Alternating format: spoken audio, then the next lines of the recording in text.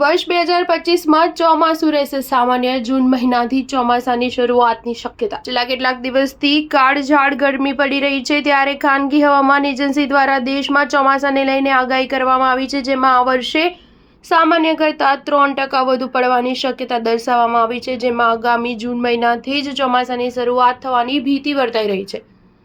ખાનગી હવામાન એજન્સી મુજબ લીનોની પરિસ્થિતિમાં બદલાવ જોવા મળી રહ્યો છે, ત્યારે વર્ષ 2025માં ચોમાસું સામાન્ય રહેશે, જેમાં 103% વરસાદ પડવાની શક્યતા છે. આગામી જૂન અને સપ્ટેમ્બર 2025માં સામાન્ય કે તેથી વધુ વરસાદ ખાબકી શકે છે, જેમાં 80% વરસાદની શક્યતા છે. આસામ, અરુણાચલ પ્રદેશ અને જમ્મુ કાશ્મીરમાં સામાન્યથી ઓછો વરસાદ પડવાની શક્યતા છે, જ્યારે જૂન મહિનામાં કેરળ, કર્ણાટક, કોંકણ અને ગોવામાં વધુ વરસાદ પડશે. જુલાઈ મહિનામાં પશ્ચિમ ભારતમાં અતિભારે વરસાદ પડવાની શક્યતા છે, જ્યારે ઓગસ્ટમાં દેશના મધ્ય અને પૂર્વીય રાજ્યો સામાન્ય કરતાં વધુ. સપ્ટેમ્બર મહિનામાં મધ્ય અને પશ્ચિમના રાજ્યોમાં ભારે વરસાદ પડવાની શક્યતા છે, જેમાં તમિલનાડુ, કોંકણ, આંધ્રપ્રદેશના દરિયાકાંઠાના વિસ્તારો સહિત દક્ષિણ ગુજરાતમાં સામાન્યથી ઓછો વરસાદ વરસી શકે છે. ખાનગી હવામાન એજન્સીના આંકડા મુજબ દેશભરમાં જૂનમાં 6.5 ઇંચનો 96%, જુલાઈ મહિનામાં 11 ઇંચનો 102%, ઓગસ્ટ મહિનામાં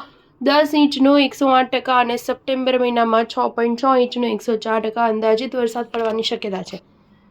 હવામાન વિભાગની આગાહી મુજબ ગુજરાતમાં આવતીકાલે 10 એપ્રિલ 2025ના રોજ કચ્છ, બનાસકાંઠા, સાબરકાંઠા, રાજકોટ જિલ્લામાં હીટવેવને લઈને યલો એલર્ટ જાહેર કરવામાં આવ્યું છે, જ્યારે આગામી 15 એપ્રિલ સુધી શુષ્ક હવામાન રહેવાનું હોવાથી લોકોને ગરમીથી રાહત મળી રહી છે. સ્ટાર ન્યૂઝ 7 હંમેશા સચ્ચાઈની સાથે.